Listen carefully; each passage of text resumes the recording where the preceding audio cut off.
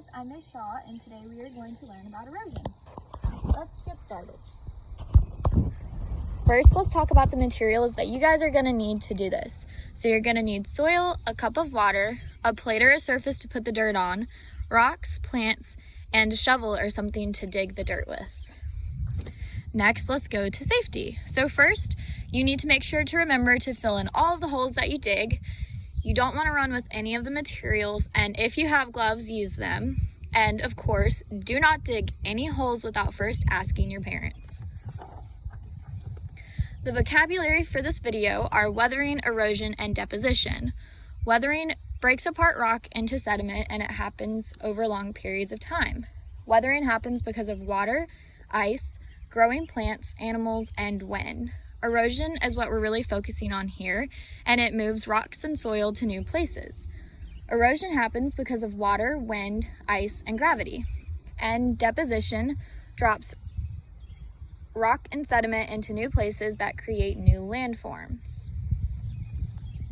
So first, let's look at the materials that we use for this. So first we have a wind blower. Don't pick this up without your parents' permission. They'll probably need to do it for you. We have our water, and we have the shovel that I use to dig with. So in my example here, we have 3 different kinds.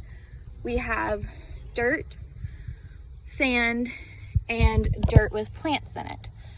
So to get started, we are going to start with the wind, and I want you to think about which section of soil is going to be most affected by the wind.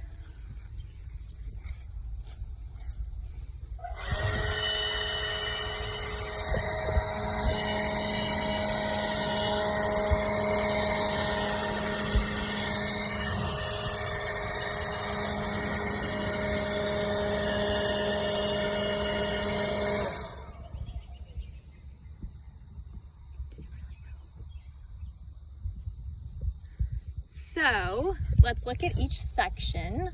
So the sand is going to be most affected because it has loose soil. The other 2 sections of soil are more packed, so they're not going to have as many loose debris to be picked up by the wind. Next, I want you to think about which section of soil is going to be most affected by the water.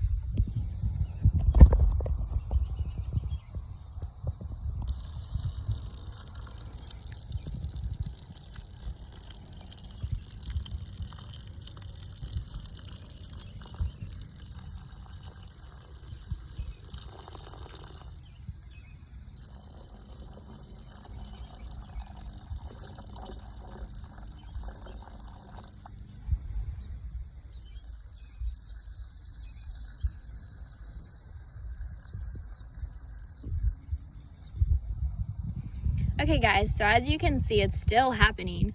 The water is quickly eroding the sand, and it eroded the dirt without plants, but it didn't really affect the grassy soil near as much because the roots did a really good job of resisting the erosion.